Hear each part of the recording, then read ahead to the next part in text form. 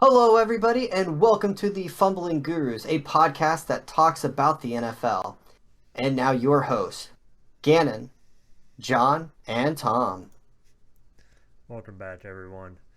This is our final divisional review for the upcoming season. I don't know how John got away with getting the last divisional talk here, but this week we're going over the AFC East. So, talking about the Bills, the Dolphins, the Jets, and the Patriots today. So, we're going to be going over each team, some things going into the season that we want to talk about, things that we feel changes good and bad for the teams, where we feel they're going to end up in the division, and maybe a little bit of where we see them going within the season as well. So I think we'll go ahead and just kick it off with maybe the best team in the division here. Of course, I'm talking about the Bills.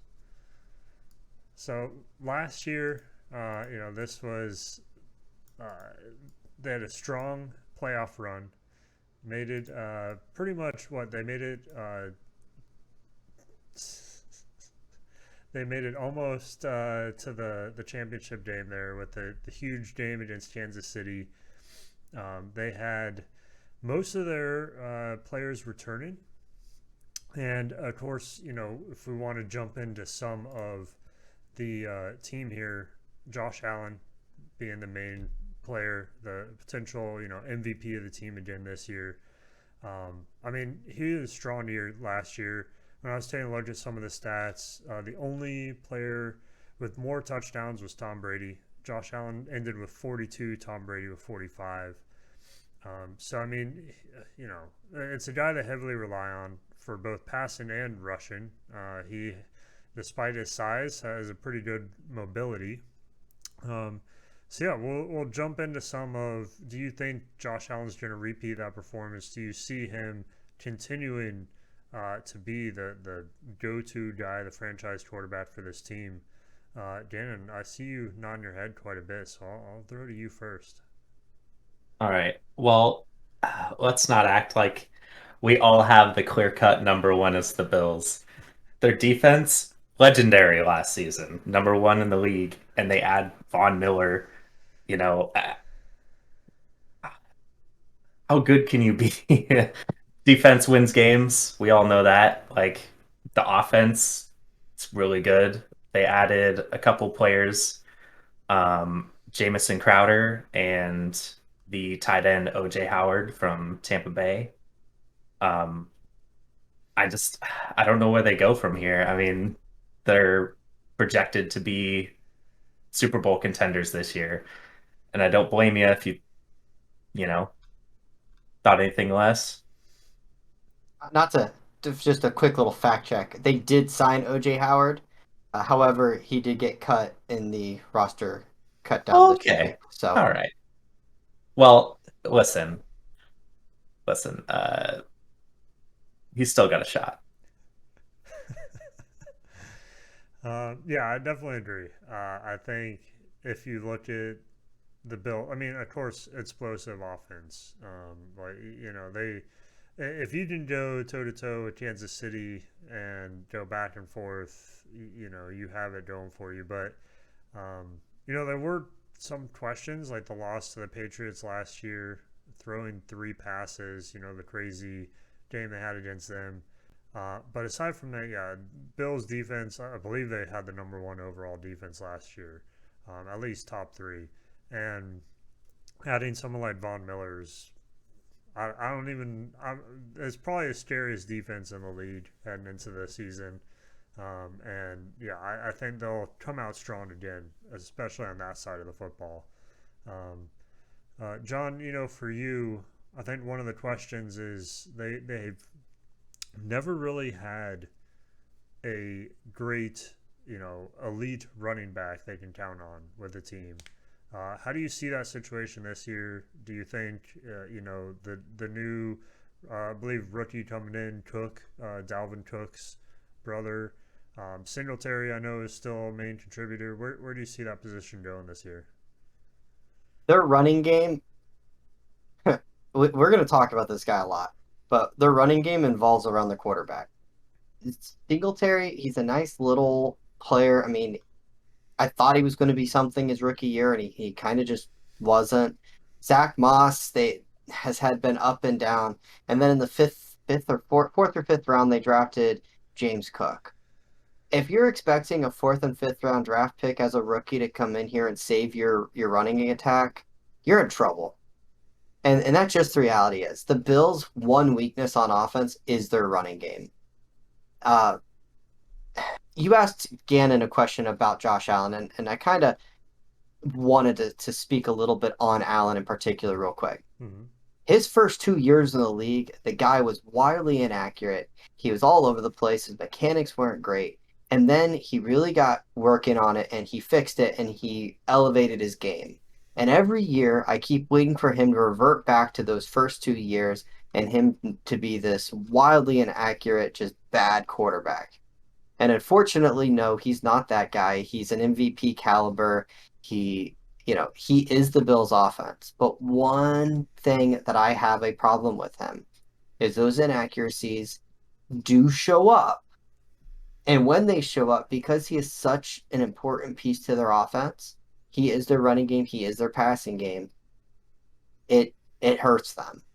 And you saw it a little bit last year, but at the end of the day, this guy's really good. This offense is really good.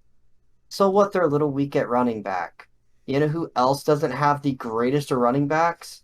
That would be the Ravens, and yet their running attack is just fine. The Bills, they have a good running attack because their quarterback's big, strong, and quick. Hmm. Yeah, yeah, you can kind of make up for it, a little bit there. Uh, so, you're jumping into a little. I guess one of my concerns, and I want to see your thoughts on this, with Brian Dable, of course, went to the Giants as a head coach. Um, he was their main offensive coordinator. He worked with Josh Allen quite a bit, and I believe Allen, attributes some of that experience and um, turnaround to Brian Dable. They do have, I believe, his position coach, quarterback position coach, coming in as offensive coordinator. Do you think that change is going to affect Josh Allen this year? Hope so. I That's a big question mark. And honestly, when you look at this Bills team, that is the question mark. Is how much did Brian Dable leaving impact this offense?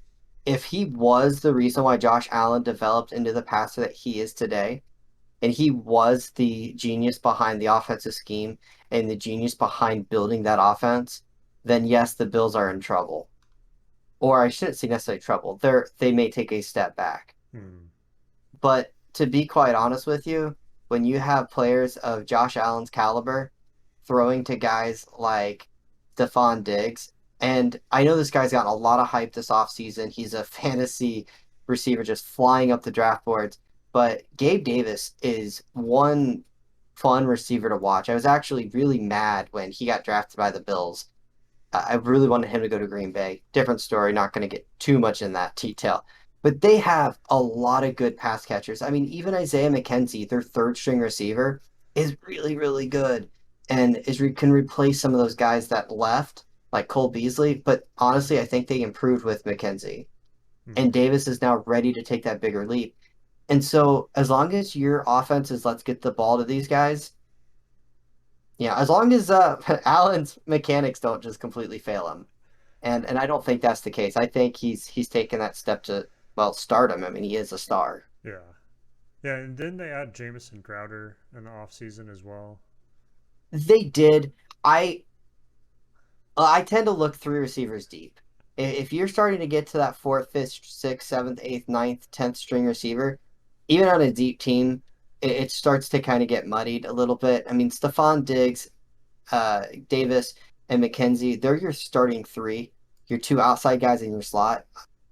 Jamison Crowder will come in and spell those guys, but he's he's a backup at this point with the Bills. Okay. Yeah, I remember Crowder when he was playing. I don't know what they were called. I think they were the Redskins at the time. But he was pretty explosive, so I'd be interested to see if they can bring some of that back to his prime, but I know he's They becoming got like him for a veteran wide receiver right now. they got him for 2 million.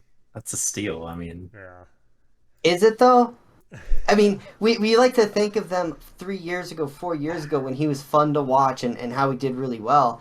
But you look at it and go, he signed for 2 million. What does that really tell you? Yeah. When your Tyree mm, kills and your AJ Browns are getting 20 plus million, it means teams weren't very thinking very highly of him. So Hmm. not saying that he can't outperform that contract, but that kind of gives you an idea. Maybe some injury concerns, uh, whatever it is, they certainly teams weren't lining up to sign him. Hmm. fair. All right. Yeah, I think we kind of went through all the different aspects of this team. Um, we can jump into where you guys feel they're going to end up. Again, and I'll give you some time of where in the division they fall, and then what are your expectations throughout the season for them? You know, they're clear-cut number ones. But I will say this. The gap now from years, I mean, 2 years back, it's narrowed down. Like, I still think this team has enough to be a Super Bowl contender without a doubt, but I think that other teams are approaching them at a very fast pace. I think that as to where they end, I think it's 12-5. I think that's pretty reasonable for that team and the caliber they have. Hmm. Yeah, yeah. I think it's tough for me not to put them in the number one spot, especially after the success last year. A lot of the returning players and things of that nature. So I'd put them as number one in the division as well. And honestly, the Bills, I feel, are looking for a Super Bowl this year. Um, that's they made it to or close to the championship game last year, so they're gonna want it all this year. And I think the fans will be the same way. They've been building up to this point, and I think this year they have to take it all the way. John, where do you have them at? They were 13 seconds away from representing the AFC in the Super Bowl, as far as I'm concerned. I think if they beat the Chiefs, they beat the Bengals, and this is a different ball game. However, that 13 seconds was there, and that hangs over a team. This is one of the best teams in the league. They have a great roster construction, like we talked about with the additions of Von Miller, who he's not the same Von Miller he was 3 years ago. But as you saw last year, especially in the playoffs, when he turns it on, he can turn it on. This is a Super Bowl or bust team. If they fall short of the Super Bowl, their fans should be disappointed. That is what this team is. That's the caliber of team this is. They're the clear cut number one team in the AFC East, and they should challenge for the number one seed in the AFC. Now, they do have some competition, but at least they're not in the AFC West where all four teams are really good. They still get the Jets twice, they still get the Patriots twice. That's kind of a little spoiler what I think of those teams. And 12-5, 13-4, I mean, that is very well in the realm of possibility. One thing I want to make note early on, their defense may come out of the gate a little sluggish, and part of that is the Tre'Davious White, one of the top corners in the league, started the year on the PUP list, so he will miss the first 4 games of the season. So kind of keep an eye on that.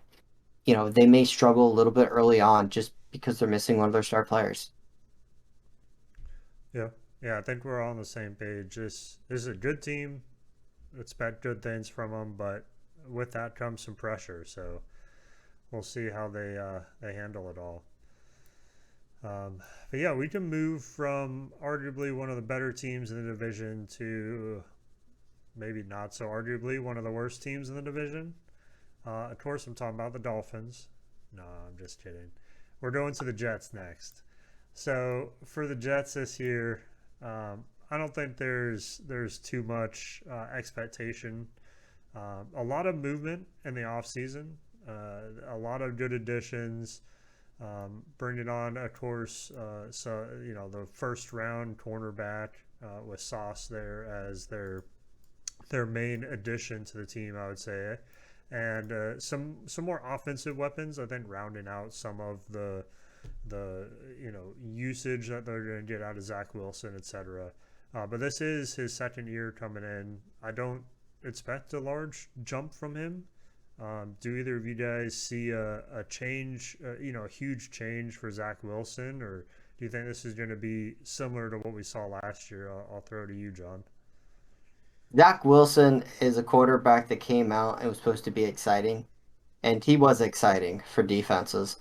This guy did not excite me at all. He's starting off the year injured. He's being replaced by Joe Flacco, and it's. I'm sorry, Jets fans. You guys had a good offseason. You made some good moves. You obviously you had three first round draft picks. You had a really good offseason. You picked up some really nice pieces, and you kind of had a lot of hype getting into it. But then preseason hit, Zach Wilson injury hit, and you saw some kind of the same mistakes that were happening. So, what do I think you're going to see out of Zach Wilson? A lot of what you saw last year. I just don't think he's a good quarterback. He has some tools. He has a nice deep ball. He's athletic. He has a decent arm and things like that. But the turnovers, the interceptions, that's all going to be following him. And yeah, they added a first round receiver. They added a Brees Hall, a nice running back. But is that really moving the needle for a quarterback? Their left tackle went down. They got Dwayne Brown, but still, it's just I don't know. One plus one is not equaling two for me. I don't see a huge improvement. Yeah, I think the kind of what you hit on is the key for me that there you can point to specific games or specific stats and showcase some of what Zach Wilson can do. But it's not consistent. It's not game after game. It's not showing steady improvement or anything of that nature. So I think that's what I was looking for this year. Is there a big improvement? Is the first year getting the jitters out, whatever you want to call it, some off-season time with coaches and getting more into the system. But like you said, it may take a couple of games before we start even seeing him on the field and seeing what he looks like. But yeah, I'm with you of not expecting much out of the Jets and out of Wilson this year.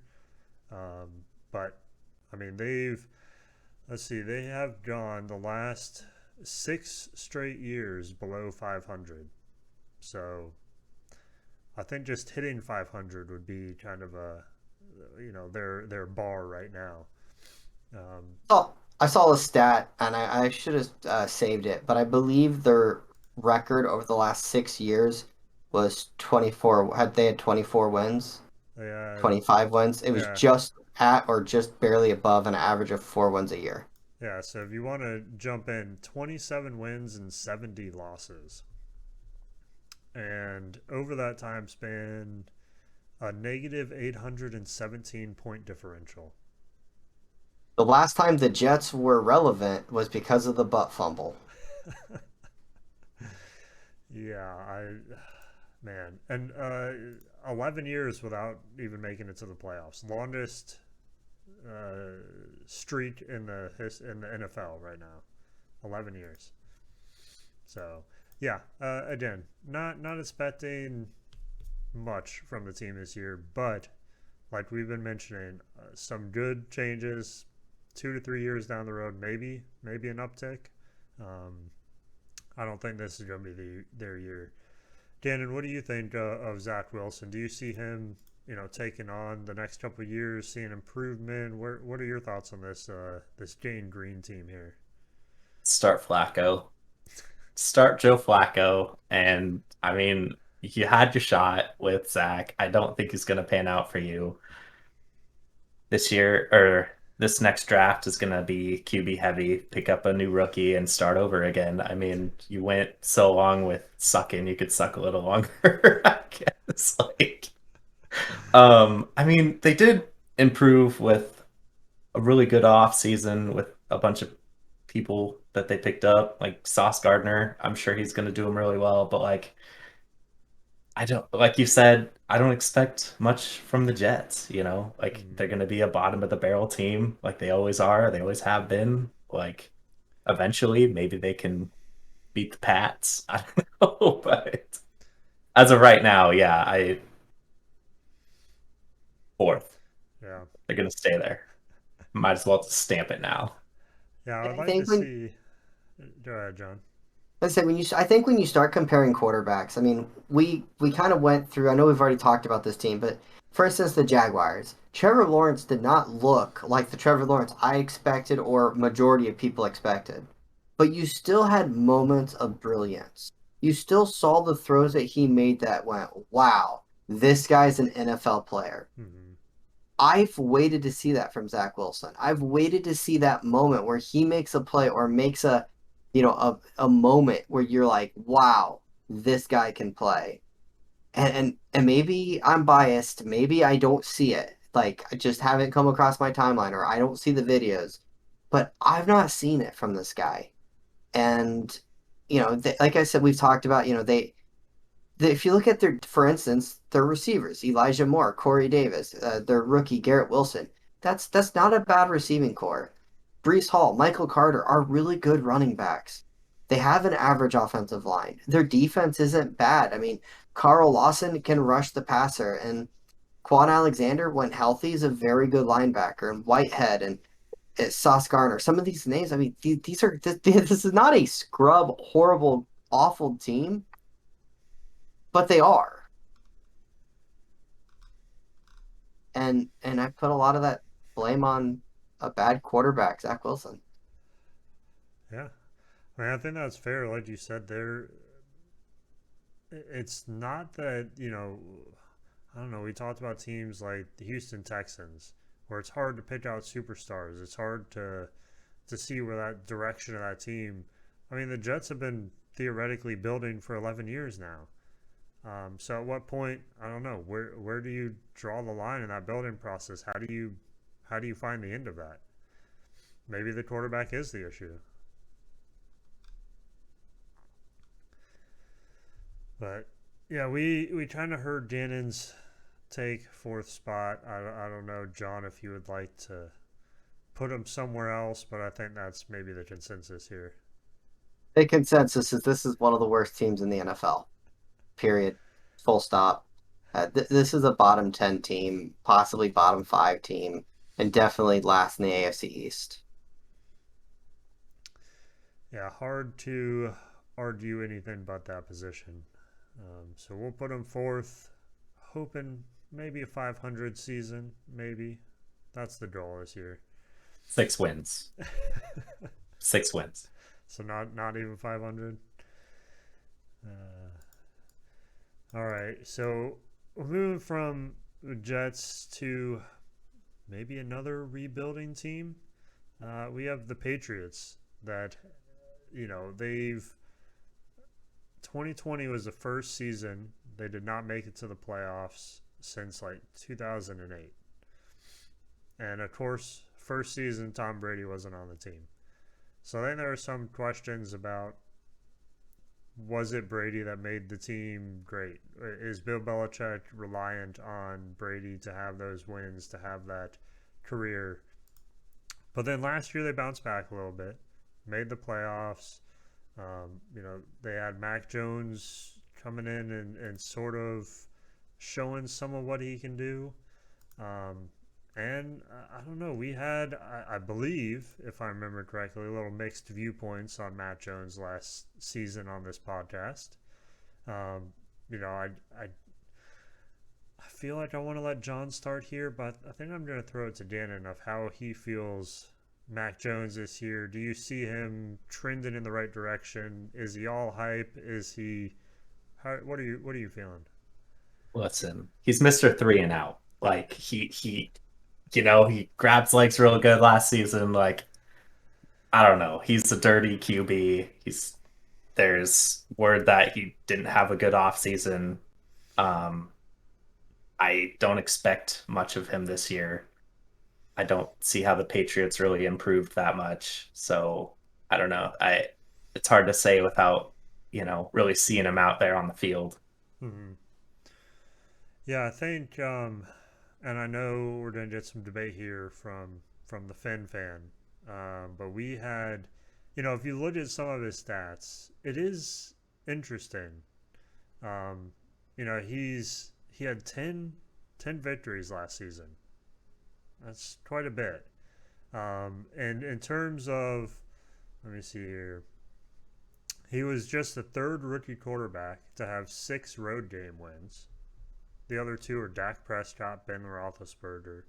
So I guess my point is, if you're looking at some of the stats, they look great.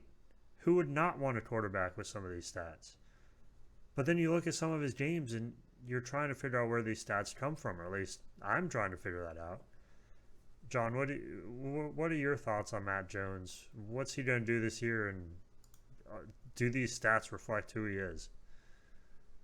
When Mac Jones threw 3 passes in an NFL game and the media punched his ticket to the Hall of Fame, I took a hard stance on this awful, terrible quarterback. And that is that he is way overhyped, way overrated. All the media does is talk about this guy and how good he is and how he's on the right track and that he's the second best quarterback in the division. He's a young, up and coming team player. And I mean, did he make the top 100? I feel like he probably was number one. This guy is not good. Okay, is he awful? No. Is he terrible? No. But he's very average. He doesn't have a big arm. He's not all that accurate. He's very immobile. What he did was had a game where he threw 3 passes and got a win. 3 passes and got a win. In the playoffs, did he look very good? Not really. When he faced Miami, he didn't look very good. They won games because they run the ball.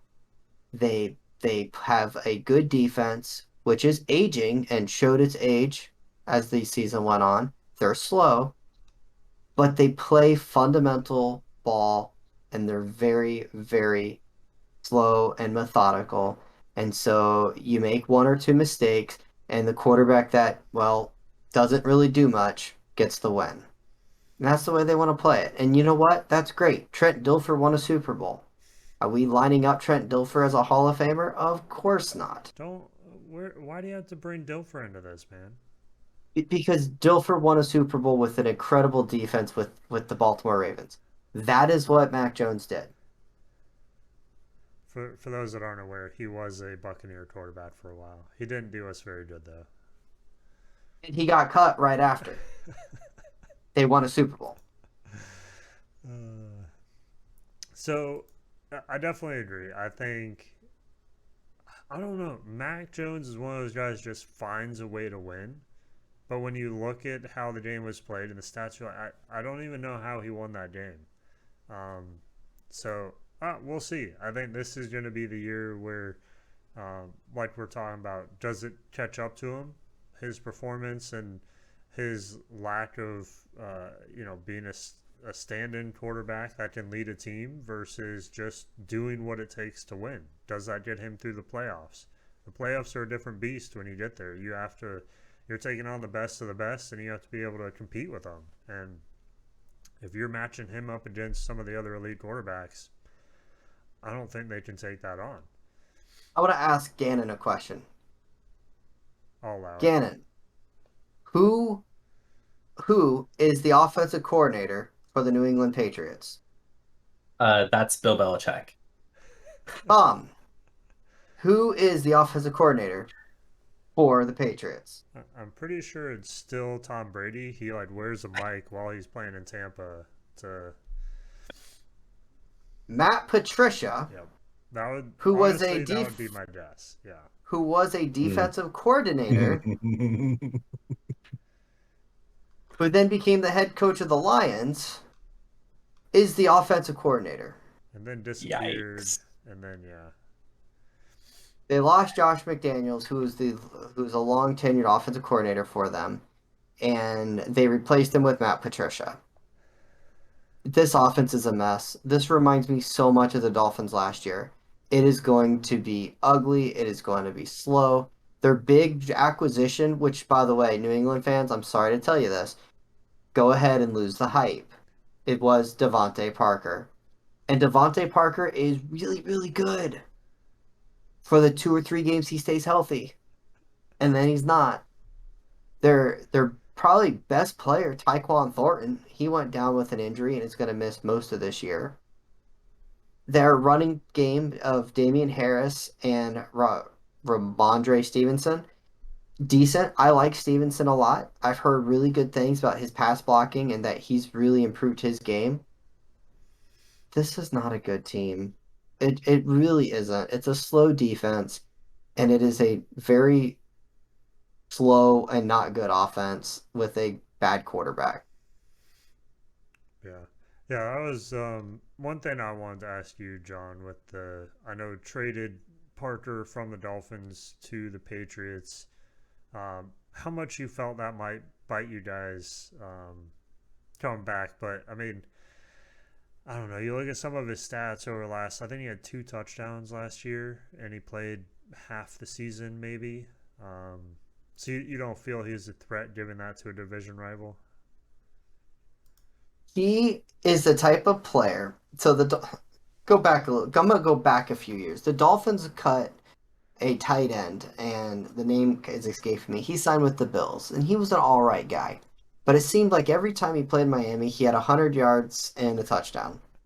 I can see Devontae Parker week one having like 123 yards and a touchdown. Hmm. He's a really good player. The problem is he can't stay healthy and he doesn't separate. The Dolphins are running a new system under Mike McDaniel, and that system involves yards after catch and it involves separation. Devontae Parker, out of qualified receivers last year, was dead last or almost dead last in yards separated or in separate, Hmm. in separation. Hmm. And he was horrible with yards after catch. What he's good at is catching a jump ball. It's not sustainable. And I'm not concerned. As a matter of fact, if he was on the Dolphins team, I don't even know if he makes the team. Not just I mean, that is how the Dolphins have upgraded their receivers, and I'm not even sure Parker makes the team this year. Yeah, I mean, I think there were, like you said, there's a lot of question marks there. And I mean, there's a reason they traded him, right? They felt, and they knew he probably wasn't going to fit with the new system. So it was just interesting to me to see, a recognizable name being given to a division rival. Doesn't happen Dolph too often. the Dolphins are known to trade receivers to divisional rivals and not worry about it. I mean, the last time the Dolphins traded a receiver to the Patriots, it was Wes Welker, and I Yeah, mean, yeah, yeah. No, who? What? Um, yeah, I definitely agree. I think, it's the Patriots. They'll find a way to be relevant somehow. But yeah, I don't see this as a threat to the division or a threat to a team that has superstar potential or anything. I had them placed third in the division this season. I think they'll probably surpass 500. They always seem to find a way to do that, but again, I don't think they'll be significantly relevant. Um, John, where do you have them placed? I have them better than the Jets, but that's all I'm gonna say. I could easily see this team winning as few games as 6, and I could see them winning as many as 9. But they're just I don't know. I don't look at this team and get very excited. They didn't do much to improve their team, and Mac Jones, good luck with that. Yeah, definitely. Dannon, do you see them any differently? Finn kind of hit the nail on the head there. I think they're better than the Jets, right? So I I want them fourth. Realistically, I want them fourth. I want the Jets to do better than the Patriots because all those mad Patriots fans, just music to my heart. So, but I do have them with 8 wins this season. Um, not a great, not a great season for them though. Mm-hmm. Yeah, I don't think any of us want to go back to the dynasty years of No. the not even wondering who's going to be in the Super Bowl each season. So yeah, so I think we have, we've all agreed on most of the division up to this point, and I think this is where Gannon, we can just kind of like turn off our mics, put our headphones down, and just let John take over for the rest of the podcast. I feel like. I agree. All right, John. We can just sign out Is right now. Part two of the podcast is just going to be Miami Dolphins. put a just start a flag here so we know where John starts talking, and Yeah. okay. Here's the question I want to know, John. Is this the year? Or what specifically? For what you've been waiting for the Dolphins? I grew up a Dolphins fan. Dan Marino was my, I don't say idol, but Dan Marino was my favorite player. He is the reason why I'm a Dolphins fan. I got to see the tail end of Dan Marino's career, and it was clearly past his prime. But then I got to get reinvigorated with the wonderful Ricky Williams. Unfortunately, he had Jay Fiedler as his quarterback, and well, they never made it over the hump. Then Ricky Williams went AWOL. He decided to smoke a little bit of marijuana and quit football, and it has been just a downward spiral since then. I have had my hopes when Adam Gase was brought in and the Dolphins made the playoffs. I have been excited moments and only to have any sort of excitement crushed by week 3 or 4. But this year feels different. And I don't just mean that because we got caught cheating and didn't even get our players, but it feels different. They went out and they said, let's have a cohesive team. They said, we want an offense that involves separation. So they got Tyreek Hill, the fastest, one of the fastest, if not the fastest guy in the NFL. And they get to put him opposite of Waddle, who is one of, if not the fastest players in the NFL. And then they went out at running back and said, man, we need some speed at running back. So they bring in Raheem Mostert, who is one of the fastest players in the NFL. And then they sign a left tackle, Terrence Armstead, who may be the fastest tackle in the NFL. They picked up this undrafted free agent at tight end, a track star, who runs a 4.3 to 4.5 40. One of the fastest tight ends in the NFL. I don't know if you're getting this kind of thing I'm mentioning. I am absolutely beyond excited for this team because they're not going to be boring to watch. So one of the things I've heard, and I know Gannon has some opinions on the new head coach here. One of the things I've heard is he's one of the smartest football minds in the NFL. Understanding the game, understanding strategy. Do you feel this is kind of his strategy? He feels speed is going to beat everything else this year? I I'm going to bring up something that I read from this guy Chris Kaufman. He at CK Parrot Head on Twitter. He's a Dolphins guy.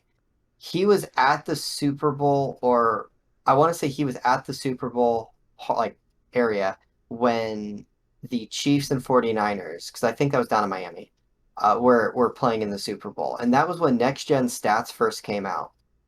The top two fastest teams in the NFL were the 49ers and Kansas City Chiefs.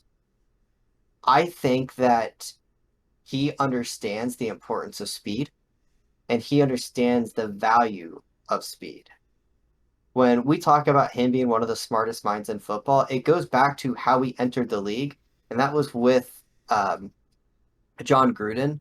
And it wasn't very long when John Gruden allowed him to kind of change and build an offense. And then the Shanahans grabbed him, and they won't let him leave. Matter of fact, he's followed them wherever they've gone. This is a guy who's been around a lot of people and is always talked about as being one of the smartest guys and one of the main proponents of their offensive strategies and offense. Yeah, I think it's tough. If you watch Tyreek Hill and some of a lot of the plays he scores 70-yard touchdowns on are crosses that just no one can cover him, and then he just outruns everyone. Um, so I'm interested to see what like I don't know if I've seen a team built on speed in the NFL. Like straight up, everyone is built on speed. This will be interesting to watch. I don't know how many Dolphin games you guys watched the last 2 years, but Brian Flores' coached Dolphins teams were atrocious to watch. It basically went like this. They'd start the game with a 17 play, 85-yard touchdown, and then they'd go 2 quarters of absolutely nothing. And then they would do a little bit of magic in the fourth quarter, and they'd have a really good defense, and they'd find a way to win 9 games. That was their strategy. They were boring. You guys got to see the chats where me and you would communicate. And how often would I just complain about how boring their offense is? This year, it's not going to be that. You're still muted, G man. If you need to, I'm not muted. uh, Fire everyone. that Those were the was words. it was his Fire line. everyone. Uh, And they just about did. They brought in everybody. That team is I can't I was trying to find a hole in that team to get you on, and I can't. I can't. I mean, the only thing I can get you on is you lost to the worst team in NFL last year, but it's not how you start, it's how you finish. And that 8 game winning streak, I mean, I can't argue with that. You know, you give Tua weapons and now he's good to go. Like, it's storybook. Yeah, there are 3 questions that I have with this Dolphins team. Well, I mean, anytime you get a rookie head coach, I mean that's a question mark. But excluding that, the first and probably the biggest question is that offensive line. They were one of the worst offensive lines last year. Now they went out and they signed Terrence Armstead, as I talked about, and he's a great left tackle, but he's also never played an entire season. So you're going to miss 1 or 2 games with him, and you hope that's all. They went out and signed Connor Williams, who is a left guard for the Dallas Cowboys. Well, we're starting him at center. So that's a bit of a question mark. And then the failed left tackle that they drafted is now the right tackle, and their failed right tackle that they drafted is now their left guard. So their offensive line is a big question mark. And while yes, I hope these young players improve, especially with the guidance of some of those veterans, it's still a question. Different scheme, different, better coaching. So you hope to see that fix itself. The other question that I have is the defense. They brought back every single player from their starting defense. They also kept their defensive coordinator and some of their position coaches. But they lost Brian Flores, and Brian Flores was supposedly the brains behind that defense. One of the things with that winning streak was their defense improved drastically. Did they improve because of Flores taking over? Or is this defensive coordinator kind of figured things out by then? We don't know. That is a bit of a question mark. But this is an elite defense that brought everybody back. So we'll see how that progresses. And the question that everybody has, whether you are for or against this guy, it's Tua. And this is the year that Tua needs to elevate his game. He needs to not be okay. He can't just be decent. He has to be great.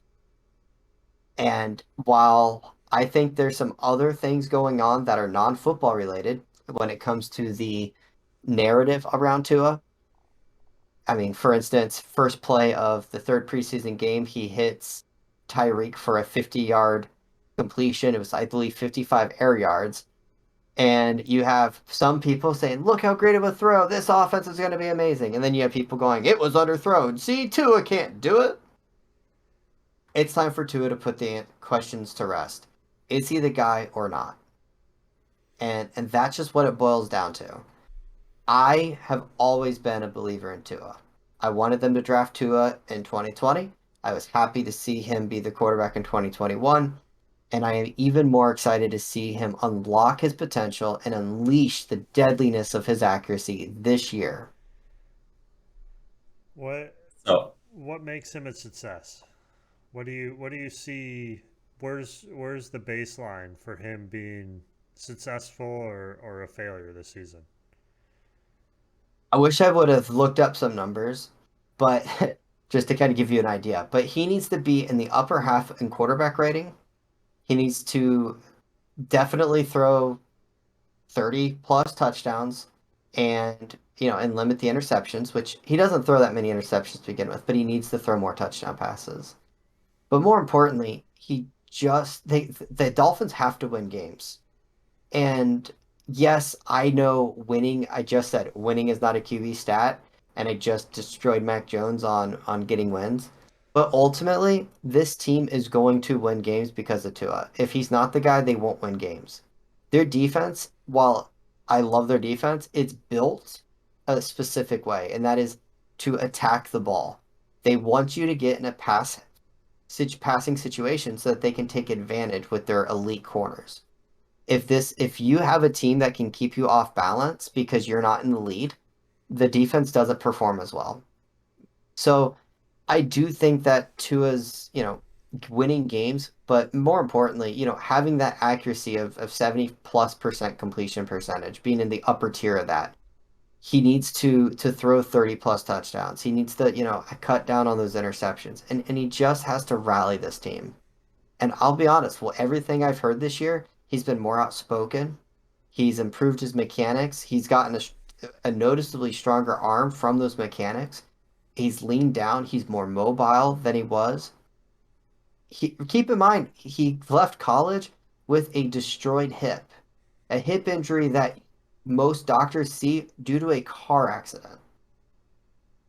It takes some time to heal, and then it takes time to get better and stronger. And I think we're ready to see him, like I said, unleash that potential. I'm really am excited to see him perform this year. do you think he's playoff caliber QB? I believe that he is a Super Bowl winning caliber quarterback. And I don't just say that they're going to win a Super Bowl this year. I think that he has the talent and the headspace to be able to lead a team to a Super Bowl. Moments aren't too big for him. I mean, you saw that as a freshman coming into the national championship game when Jalen Hurts got hurt and he fires a deep bomb for a touchdown and kind of wins the game for Alabama. Moment is not too big for this kid.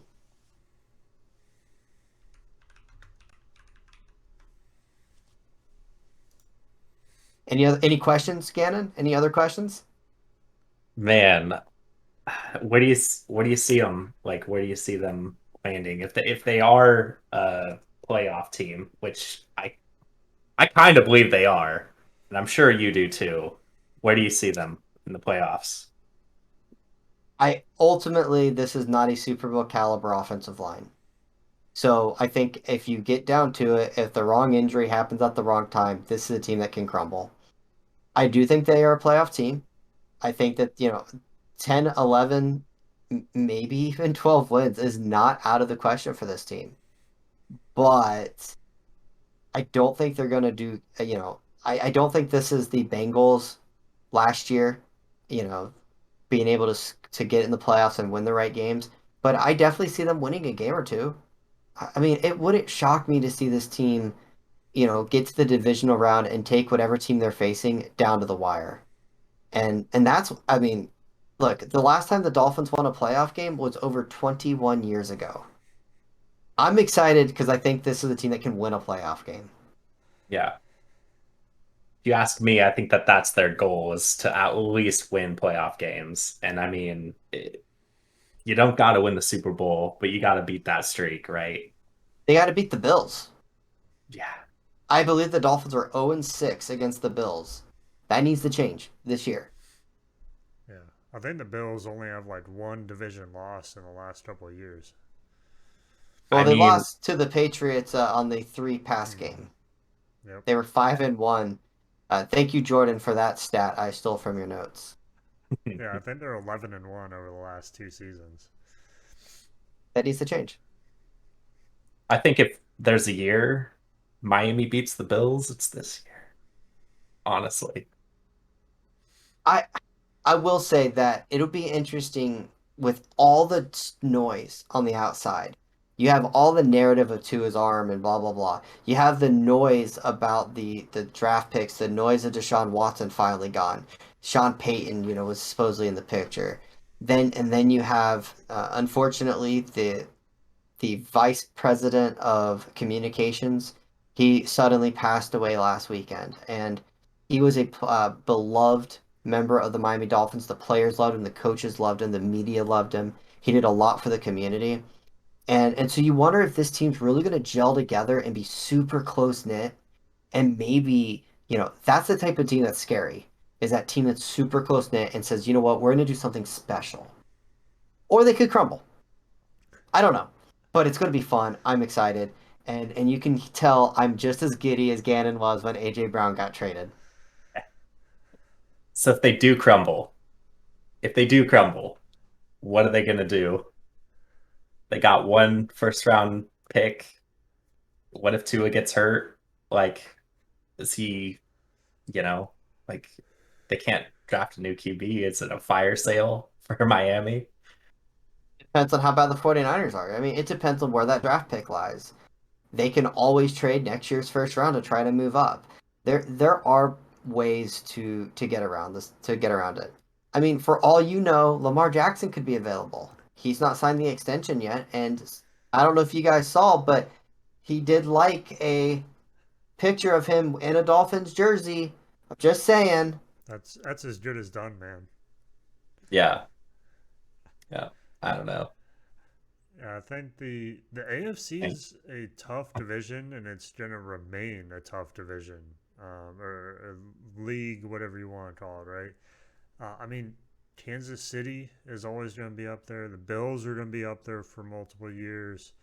Um, we have the Chargers that are coming up, the Bengals that are going to remain strong. It's going to be tough to win that conference and maintain that for a long time. I mean, you're talking about quarter, just you just listed teams, right? I want you to think about this: Joe Burrow, Justin Herbert, um, Patrick Mahomes, Josh Allen are all under the age of like what, 27? Hmm. They've all been in the league for 5 years or less, I believe. That's and oh, I forgot Lamar Jackson in that mix. I mean, these are really talented young players, and the key word on that is young. You look in the NFC, it's a lot of old players. The AFC is packed full of young players. I'm with you. This is going to be a division that's going to be a fight to the end every single year. So is that you saying the AFC is going to dominate the NFC for the next couple of years? I That's what think I that heard. here's the thing about that is in some ways I would say yes, but what ends up happening is you have this amazing division and yet it's the other side that keeps winning. Hmm. Hmm. Funny how that happens. yeah, It is. All right. Well, I think, process of elimination, we all have the Dolphins finishing second in the division here. Um, any Gannon, any last words on the Dolphin team here? Did you have any takes that you wanted to get in with this team? look, they won't be schooled by the Pats and Tom Brady anymore. I don't think they have to worry about that. Like their focus is the Bills, get past the Bills, win their division. That's that's their goal. But yeah, Miami, dude. I'm really excited for you, Finn, and your team this year. All right, same here. I think it's the most. I think this is the first year I've actually seen John excited going into the season. Usually, it's like a measured, like, yeah, they're gonna be great, but I have these question marks. I have these concerns. No, I think this is the first year that he's full bore going into the season. All right, John. Any last remarks on the team this year? As far as the Dolphins, I think I said my piece. Win a playoff game. Give me some hope. Fair enough. Winning, winning that playoff game, break that streak. All right. Well, I think that rounds out the division. Um, and that rounds out the NFL. This was the last team going into the season opener. We'll have one more week where we'll talk a little bit more about, our thoughts heading in and everything. But this is the last division review we will do. We've gone through all 32 teams, so appreciate both you joining every week and talking over the teams. Appreciate everyone else jumping in and listening and providing your thoughts on the season upcoming as well. We'll jump into kind of the last word for this week. If you guys had anything in particular that you wanted to off topic, off division topic for this week, John, I'll give you the first last word here. As the genius T-Pain once said, when you say Miami, you're talking Super Bowl. No, I said off topic. That's not off topic. You That's my added final T-Pain. thought. You added T-Pain. I mean, I'll give him it. Uh, so next week you're gonna lose me. I'm going to the Bahamas, and I will miss week 1 of the NFL, which I am super sad about. But it's against the Lions, so I'm not that scared. You better be reachable for. I mean, I don't know. The Lions. I'd expect that to be a cakewalk. So International fees, my guy. Like, Sunscreen is your oh, friend. I yeah, bet. yeah. We. So this is coming into our territory down here in Florida. Trust us, tourists do not. If you think you used enough sunscreen, do it again. Trust us. Listen, if I come back and the glare doesn't glare off me because I'm so tan, then it's a win. Uh, Every 15 to 20 minutes, just a tube of sunscreen. You're welcome. yeah. All right, I'll take your word, Clouds don't help. Yeah. You'll be a lobster, man. Be careful. lobster. It's okay. All right. Well, yeah, I got to host you in this week, so not much from my side, so I'll leave it there. Yeah, thanks for joining in, everyone. Excited for the season. Excited for some of our teams this year. I think we all have pretty good teams joining the season, so I'm excited to see what happens with us three. But for now, we'll sign off and see you guys next week to kind of go over some of the upcoming week 1 games. So appreciate it and talk to everyone later. See ya. Hey.